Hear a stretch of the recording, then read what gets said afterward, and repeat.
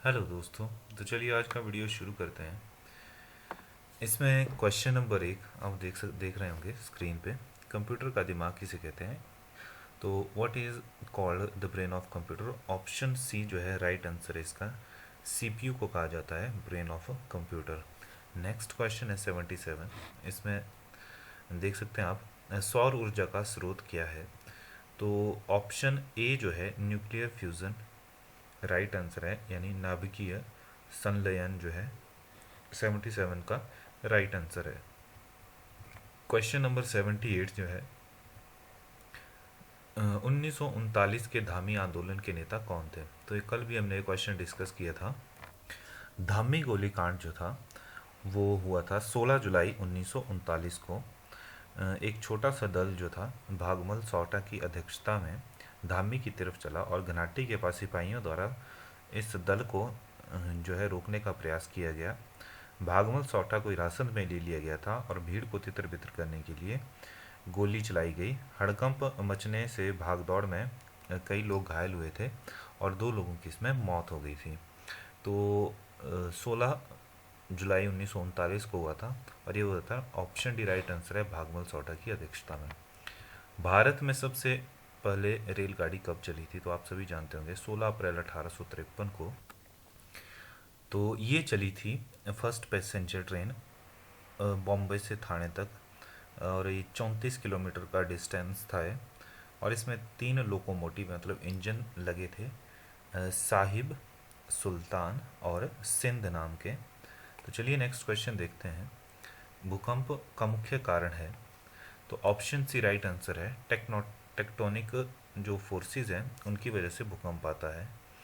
तो अ, हिंदी में पढ़ सकते हैं आप इसको, विवर्तनिक बल। नेक्स्ट क्वेश्चन देखते हैं 81। इसमें पूछा गया है, हिमाचल प्रदेश उच्च न्यायालय की स्थापना कब हुई थी?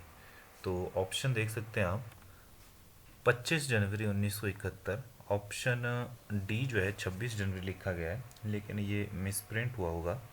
तो आप ऑप्शन मतलब राइट आंसर इसका होगा 25 जनवरी 1971 को। नेक्स्ट क्वेश्चन देखते हैं, शुष्क बर्फ क्या है? तो ड्राई आइस क्या कहते हैं? जो ड्राई आइस कहते हैं हम सॉलिड कार्बन डाइऑक्साइड को ड्राई आइस कहा जाता है। नेक्स्ट क्वेश्चन देखते हैं, सौरमंडल का सबसे गर्म ग्रह कौन है? तो ऑप्शन बी जो है राइट आंसर है, शुक्र यानी वीनस। इसके अलावा शुक्र जो है सबसे चमकीला ग्रह भी है। शुक्र ग्रह को हम इवनिंग स्टार भी बोलते हैं, यानी सांझ का तारा। शुक्र को हम भोर का तारा भी बोलते हैं। इसके अलावा पृथ्वी की जुड़वा बहन को भी शुक्र को कहा जाता है। और इसके अलावा आपको पता है कि सौरमंडल का सबसे बड़ा ग्रह बृहस्पति है, सबसे छोटा ग्रह बुध है, सूर्य के सबसे निकट का ग्रह बुध है और सबसे दूरी का वरुण है। तो नेक्स्ट क्वेश्चन देखते हैं हम। इसके अलावा सौरमंडल में सबसे ज़्यादा उपग्रहों वाला ग्रह जो है वो बृहस्पति है। नेक्स्ट क्वेश्चन है, national academy of agriculture research management स्थित है? तो आप ऑप्शन बी है इसका राइट आंसर, हैदराबाद में, जो कि फ़िलहाल प्रेजेंटली जो है तेलंगाना राज्य में है। और national academy of agriculture research management की जो स्थापना हुई थी वो 1976 में ये की गई थी। इसमें पूछा गया है, दांतों की सबसे सबसे बाहरी परत को क्या कहते हैं? तो ऑप्शन ए राइट आंसर है इसका, इनेमल जो है वो सबसे बाहरी परत होती है दांतों की, जबकि पल्प जो है वो सबसे अंदर की परत होती है। नेक्स्ट क्वेश्चन देखते हैं हम, प्राचीन ग्रंथों में शिवालिक पर्वत को किस नाम से जाना जाता था? तो ये पिछले कल भी हमने डिस्कस किया था question. Option A right answer है, मैनाक पर्वत, ए राइट आंसर है। नेक्स्ट देखते हैं, कुफरी जीवन और कुफरी ज्योति जो है 2 प्रकार की किस्में हैं। तो कुफरी जीवन कुफरी ज्योति ऑप्शन सी राइट आंसर है, पोटैटो यानी आलू की ये किस्में हैं। तो इसके अलावा अन्य जो आप देख सकते हैं, हिमाचल प्रदेश में पैदा की जाने वाली फसल किस्में हैं आलू की, कुफरी ज्योति, कुफरी जीवन, कुफरी चंद्रमुखी, कुफरी गिरिराज, कुफरी हिमालिनी, कुफरी शैलजा, कुफरी गिरधारी, कुफरी हिमसोना, कुफरी गंगा, कुफरी नीलकंठ, कुफरी लीमा और एक अन्य जाति कुफरीकरण जो है, कुफरीकरण जो प्रजाति है आलू की, कुफरीकरण जो प्रजाति है ये कुफरी गिरिराज और कुफरी हिमालिनी की जगह लेगी। मतलब इसमें जो है ज़्यादा पैदावार होगी। इसके साथ साथ ये जो आप कुफरी गंगा, कुफरी नीलकंठ और कुफरी लीमा देख रहे हैं, ये 3 प्रजातियां हैं जो कि वर्ष 2019 में खोजी गई थी। और इसके अलावा जो संताना है, ये संताना प्रजाति की जो आलू है, इससे चिप्स बनाए जाते हैं। तो जो चिप्स कंपनियां हैं वो इस प्रजाति के आलू को पैदावार करने के लिए हिमाचल के किसानों को प्रोत्साहित कर रहे हैं। नेक्स्ट क्वेश्चन देख लेते हैं हम। इसमें पूछा हुआ है भारत की सबसे लंबी सुरंग कौन सी है। तो ऑप्शन ए राइट आंसर है चेनानी नाशरी जो है ये सबसे लंबी टनल है। ये 9.2 किलोमीटर लंबी है और ये जम्मू कश्मीर में जम्मू और उधमपुर को जोड़ती है, बनिहाल और श्रीनगर से। जबकि जो हिमाचल प्रदेश में अटल टनल बनी है जो कि मनाली को जोड़ती है लाहौल से, वो 9.02 किलोमीटर है। तो ये 9.2 किलोमीटर है, वो 9.02 किलोमीटर है। तो ये जो है सबसे लंबी अब तक की ये टनल है। चलिए नेक्स्ट क्वेश्चन देखते हैं। इसमें पूछा गया है शोंगटोंग करचम जल विद्युत परियोजना किस नदी पर स्थित है। तो ऑप्शन ए देख सकते हैं आप, राइट आंसर है शोंगटोंग करचम जल विद्युत परियोजना सतलुज नदी पर स्थित है। ये 450 मेगावाट की क्षमता वाली जो है परियोजना है। जबकि आपने इससे मिलता जुलता नाम रोंगटोंग जल विद्युत परियोजना का भी सुना होगा। ये दुनिया की सबसे ऊंची जल विद्युत परियोजना है और ये लाहौल स्पीति में स्थित है। ये सिर्फ 2 मेगावाट की है। ये जो है स्पीति की एक सहायक नदी है नालेहा, उस पे बनी हुई है। ये माफ़ कीजिए, नालेहा नामक स्थान पर है, ये रोंगटोंग नाले पर ही है स्थित ये। तो चलिए नेक्स्ट क्वेश्चन देखते हैं। यहाँ पे पूछा गया है ग्रेट हिमालयन नेशनल पार्क कहाँ पर स्थित है। तो आप सभी जानते होंगे कि जो ग्रेट हिमालयन नेशनल पार्क है वो हिमाचल प्रदेश की जिला कुल्लू में स्थित है। हिमाचल प्रदेश में कुल 5 नेशनल पार्क हैं जिनमें से सबसे बड़ा जो है ग्रेट हिमालयन नेशनल पार्क ही है। चलिए नेक्स्ट क्वेश्चन देखते हैं। संस्कृत भाषा में व्याकरण की रचना किसने की थी। तो ऑप्शन सी राइट आंसर है पाणिनि ने की थी संस्कृत व्याकरण की रचना। नेक्स्ट है खाने के पैकेट पर भूरा या लाल निशान खाने की किस विशेषता को दर्शाता है। तो ये जो नॉन वेजिटेरियन फूड होता है उस पर बना होता है ये लाल या भूरा निशान, जबकि जो ग्रीन एग मार्क जिसे हम बोलते हैं वो बना होता है वेजिटेरियन फूड पे। तो चलिए नेक्स्ट क्वेश्चन देखते हैं। कालिंदी किस नदी का वैदिक नाम है। तो ऑप्शन सी राइट आंसर है यमुना का नाम है, वैदिक नाम है कालिंदी। जबकि अन्य जो 4 नदियां हैं उसमें सतलुज का वैदिक नाम सतुद्री है, व्यास का नाम है वैदिक नाम अर्जिकिया, रावी का वैदिक नाम पुरुषाणी है, जबकि चिनाब का वैदिक नाम असीकनी है। भूतनाथ मंदिर कहाँ स्थित है। तो भूतनाथ मंदिर जो है मंडी शहर में स्थित है। इसका निर्माण 1526 ईस्वी में राजा अजबर सेन ने करवाया था। यह मंदिर जो है अर्धनारीश्वर को समर्पित है। तो नेक्स्ट क्वेश्चन देखते हैं। कौन सा ऐसा जीव है जो पक्षी नहीं है पर फिर भी उड़ता है। तो आप देख सकते हैं चमगादड़ जो है पक्षी में नहीं आता है प्रजाति में, पक्षी प्रजाति में, लेकिन यह उड़ सकता है। नेक्स्ट है भारत का कौन सा स्थान लिटिल लहासा कहलाता है। तो ऑप्शन सी धर्मशाला राइट आंसर है। नेक्स्ट है मानव पाचन तंत्र का सबसे लंबा भाग कौन सा है। तो ऑप्शन बी राइट आंसर है छोटी आंत। विश्व जल दिवस मनाया जाता है 24 मार्च को हर साल। नेक्स्ट देखते हैं पत्तों का हरा रंग किस तत्व के कारण होता है। तो पत्ते होते हैं हरे क्लोरोफिल के कारण। नेक्स्ट देखते हैं which of the following tribes does not belong to India. तो ऑप्शन देख सकते हैं गद्दी, भील और खासी जो जाति के लोग हैं भारत में मिलते हैं ये मसाई जाति जो है ये भारत में नहीं पाई जाती है जनजाति। मसाई जनजाति जो है ये दक्षिणी केनिया और उत्तरी तंजानिया में करते हैं और ये अर्ध खानाबदोश जनजाति है एक। जबकि भील जनजाति जो है राजस्थान, मध्य प्रदेश, महाराष्ट्र और गुजरात में फैली हुई है। जबकि खासी जनजाति के लोग मेघालय, असम तथा बांग्लादेश के कुछ क्षेत्रों में पाए जाते हैं।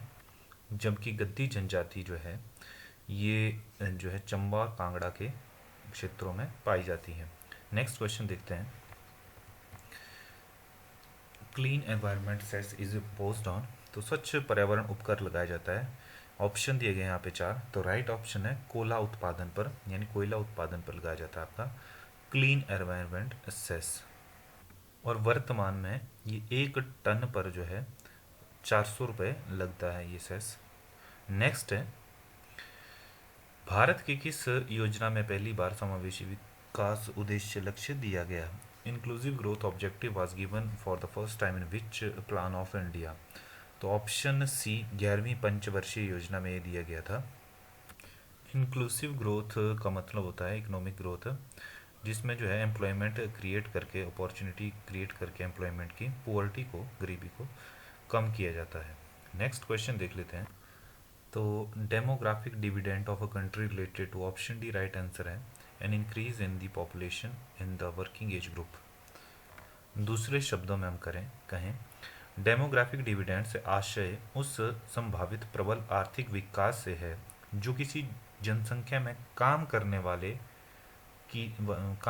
लोगों की संख्या तथा उन काम करने वाले लोगों के ऊपर आश्रित लोगों की जो जनसंख्या उसका अनुपात जो होता है उसे हम डेमोग्राफिक डिविडेंड कहते हैं। नेक्स्ट है, शिशु मृत्यु दर में किस आयु वर्ग के बच्चे शामिल होते हैं? तो 1 वर्ष तक के जो बच्चे हैं, 0 से 1 वर्ष तक के बच्चे, उनको उनकी मृत्यु दर को दर्ज किया जाता है शिशु मृत्यु दर में। नेक्स्ट क्वेश्चन है, तो ये जो अभियान है ग्राम उदय से भारत उदय अभियान, इसका उद्देश्य था एग्रीकल्चरल प्रोडक्शन, उत्पादन का सुधार करना। तो ये अभियान जो था 14 अप्रैल 2016 को मोदी द्वारा मध्य प्रदेश के महू से इसको स्टार्ट किया गया था, लेकिन ये कुछ खास कारगर साबित नहीं हुआ। नेक्स्ट क्वेश्चन देखते हैं। The process of providing alternate land to community displaced by man made project is called. तो जो मानव निर्मित परियोजनाओं द्वारा विस्थापित समुदाय को वैकल्पिक भूमि प्रदान की जाती है उसे कहा जाता है, ऑप्शन ए राइट आंसर है इसका, पुनर्स्थापन।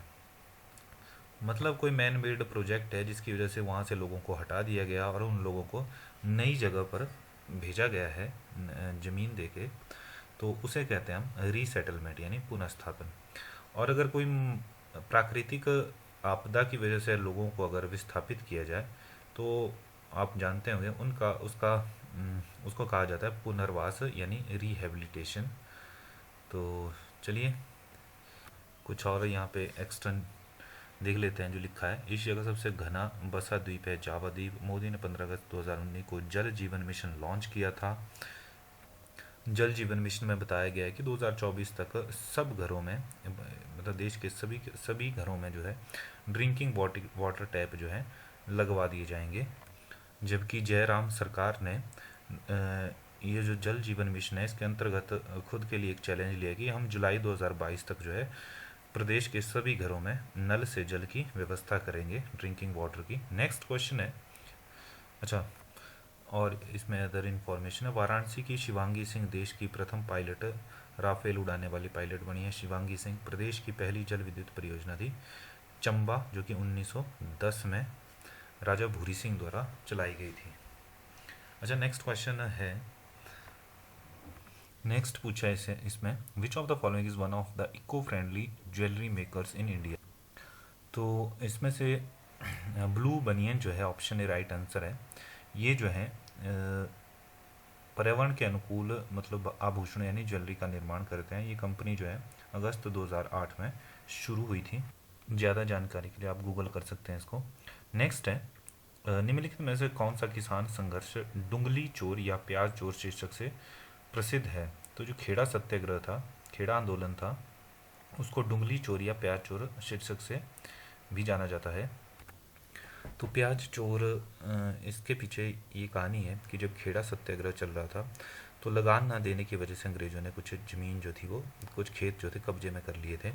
तो उससे हुआ क्या कि वहाँ पर, इसका नाम जोड़ा जोड़ा जाता है मोहन लाल पंडियर करके एक व्यक्ति थे उनसे। तो उन्होंने क्या किया, जो अंग्रेज़ों ने जो ज़मीन अपने कब्जे में ली थी उसमें किसान ने प्याज जो था बोया था। तो उन्होंने क्या किया रातों रात कि ज़मीन कब्जे में है पर ज़मीन में उगाई गई फसल तो कब्जे में नहीं है, उन्होंने उसका प्याज जो था मतलब निकाल लिया था। तो बस उसी दिन से मोहनलाल पंड्या को लोगों की ओर से प्याज चोर की सम्मानित पदवी प्राप्त हुई थी। तो यही था इसके बारे में जो स्टोरी थी। तो खेड़ा सत्याग्रह आपको पता है कि ये 1918 में हुआ था। खेड़ा नामक जगह जो है गुजरात में स्थित है और इस सत्याग्रह में जो था गांधी जी का साथ जो था वल्लभ भाई पटेल ने दिया था। नेक्स्ट क्वेश्चन देखते हैं। शब्द सदाग्रह गांधी जी को किसने सुझाया था? तो मगन लाल गांधी जी ने जो था सदाग्रह शब्द जो है गांधी जी को बताया था या सुझाया था। इनका पूरा नाम था मगन लाल खुशहाल चंद गांधी, जो कि महात्मा गांधी के अनुयायी थे। नेक्स्ट पूछा गया है कि गांधी जी ने प्रेम से देशबंधु नाम किसको दिया था, मतलब तो ऑप्शन बी जो राइट आंसर है, देशबंधु नाम दिया गया था चित्तरंजन दास को, जो कि एक प्रसिद्ध भारतीय नेता, राजनीतिज्ञ व वकील, कवि, पत्रकार तथा भारतीय स्वतंत्रता आंदोलन के प्रमुख नेता थे। नेक्स्ट है 10वीं शताब्दी के सुधारक का नाम बताइए जिन्हें भारतीय सामाजिक क्रांति का जनक कहा जाता है। तो ऑप्शन डी राइट आंसर है ज्योतिराव फुले। इनका पूरा नाम था महात्मा ज्योतिराव गोविंदराव फुले, एक भारतीय समाज सुधारक, समाज प्रबोधक, विचारक, समाजसेवी, लेखक, दार्शनिक तथा क्रांतिकारी। इन्हें प्यार से महात्मा फुले एवं ज्योतिबा फुले के नाम से भी जाना जाता था। ये इन्होंने जो था महाराष्ट्र में सत्य शोधक समाज नामक एक संस्था थी उसका गठन किया था। नेक्स्ट है, एक्चुअली यहाँ 10वीं शताब्दी नहीं होगा, क्वेश्चन गलत है, मिसप्रिंट है, 19वीं शताब्दी के समाज सुधारक का नाम पूछा गया था यहाँ पे। नेक्स्ट क्वेश्चन है हरिजन सेवक संघ के संस्थापक कौन थे? तो ये जो हरिजन सेवक संघ था इसका पुराना नाम था अस्पृश्यता निवारण संघ और इसकी स्थापना 30 सितंबर 1932 को हुई थी अस्पृश्यता निवारण संघ के नाम से, जिसके बाद 13 सितंबर 1933 को, मतलब अगले साल ही, इसका नाम हरिजन सेवक संघ रख दिया गया। और ऑप्शन सी जो है महात्मा गांधी इसका राइट आंसर है। नेक्स्ट देख लेते हैं कुचिपुड़ी नृत्य भारत के किस राज्य में कब से संबंधित है? तो ऑप्शन ए राइट आंसर है आंध्र प्रदेश। इसके अलावा आपको आंध्र प्रदेश में लोक नृत्य जैसे गोबी नृत्य, बाथाकमा नृत्य, धमाल, मथुरी, डंडारिया, वीरानाट्यम, बुट्टा आदि जो हैं देखने को मिलेंगे। इसके बाद है तमिलनाडु। तमिलनाडु के भी प्रसिद्ध नृत्य, लोक नृत्य जो हैं करगट्टम, कुम्मी, कोलट्टम, कावड़ियट्टम, अयट्टम, Devarattam, peacock dance, dummy horns, Kai Silambattam इत्यादि।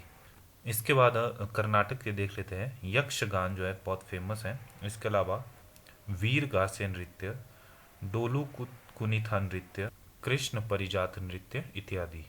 इसके बाद उड़ीसा के कुछ नृत्य देख लेते हैं। घुमरा, गरुड़ वाहन, चंगुनाट, पैक्का, संचार इत्यादि। नेक्स्ट है, ये आप देख सकते हैं लिखा है चंबा के राजा राज सिंह व कांगड़ा के राजा संसार चंद के बीच 1802 में जो था समझौता हुआ था।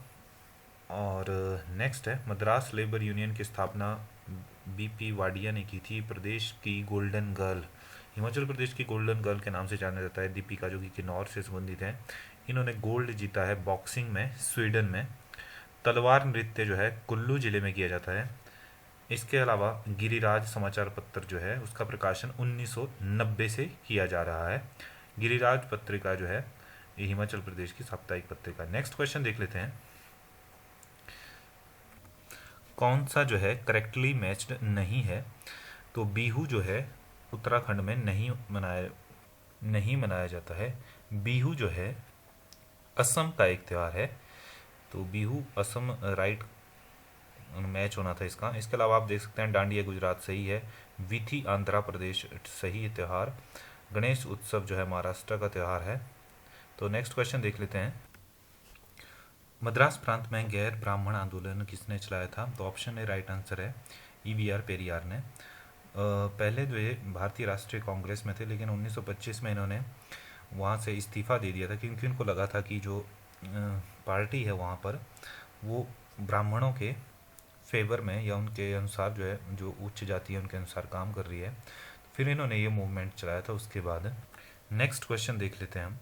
इसमें पूछा गया निम्न में किस सत्याग्रह का महात्मा गांधी ने अपने जीवन में नेतृत्व नहीं किया था? तो बारडोली सत्याग्रह जो था, ऑप्शन सी राइट आंसर है। इसके अलावा आपको पता है कि चंपारण 1917 में गांधी जी ने चलाया था, खेड़ा सत्याग्रह 1918 में गांधी जी द्वारा हुआ था, बारडोली जो सत्याग्रह हुआ था वो पटेल जी की ने इसकी अध्यक्षता की थी, नेतृत्व किया था, और ये वर्ष 1928 में चला था ये सत्याग्रह, और ये एक प्रमुख किसान आंदोलन था ये। नेक्स्ट देख लेते हैं। जबकि व्यक्तिगत सत्याग्रह जो था 11 अक्टूबर 1940 को गांधी जी द्वारा ही चलाया गया था। नेक्स्ट देख लेते हैं। इसमें पूछा है भारत के निम्नलिखित में किस राज्य में बाढ़ के तहत अधिकतम प्रतिशत क्षेत्र आता है? तो option A Haryana right answer है इसका। जो ये 4 स्टेटें दी गई हैं उसमें हरियाणा जो है ये राइट आंसर है। नेक्स्ट है निम्नलिखित में से कौन सा एक प्रकार का सूखा नहीं है? तो कृषि सूखा होता है, सामाजिक आर्थिक सूखा भी होता है, सोशियो इकोनॉमिक ड्राउट जब आता है, औद्योगिक सूखा भी होता है, इंडस्ट्रियल ड्राउट, लेकिन इकोलॉजिकल ड्राउट जो है ये सूखे का कोई प्रकार नहीं है। तो 54 का ऑप्शन डी राइट आंसर होगा। नेक्स्ट देख लेते हैं। नेक्स्ट क्वेश्चन जो है इस वीडियो का लास्ट क्वेश्चन है, निम्नलिखित में से कौन भारत में भूकंपों से संबंधित नहीं है? तो ऑप्शन ए राइट आंसर है नेशनल जियोफिजिकल लेबोरेटरी जो है, नेशनल जियोफिजिकल रिसर्च इंस्टीट्यूट जो निगरी है वो एस्टेब्लिश किया गया था 1961 में, और इसका हेडक्वार्टर है हैदराबाद तेलंगाना में। तो ये जो है एक जियो साइंटिफिक रिसर्च ऑर्गेनाइजेशन है, जबकि जियोलॉजिकल सर्वे ऑफ इंडिया का मुख्यालय जो है कोलकाता में स्थित है, और इसका मूल संगठन है भारतीय सर्वेक्षण विभाग, और इसकी स्थापना 4 मार्च 1851 में हुई थी। जबकि इंडियन मेट्रोलॉजिकल डिपार्टमेंट जो है मिनिस्ट्री ऑफ अर्थ साइंस के अंडर है, और ये मौसम का पूर्वानुमान, भूकंप विज्ञान, मौसम विज्ञान प्रक्षेपण की जानकारियाँ देता है। इसका मुख्यालय दिल्ली में स्थित है, और इसकी स्थापना 1875 में हुई थी। जबकि Tata institute of fundamental research की जो स्थापना है 1 जून 1945 को हुई थी, और ये इसका जो ऑफिस है वो मुंबई में स्थित है। ये जो है यहाँ पर मुख्यतः प्राकृतिक विज्ञान, गणित और कंप्यूटर विज्ञान में अनुसंधान किया जाता है। तो चलिए आज के वीडियो में इतना ही। वीडियो को लाइक और शेयर करते रहिए। धन्यवाद।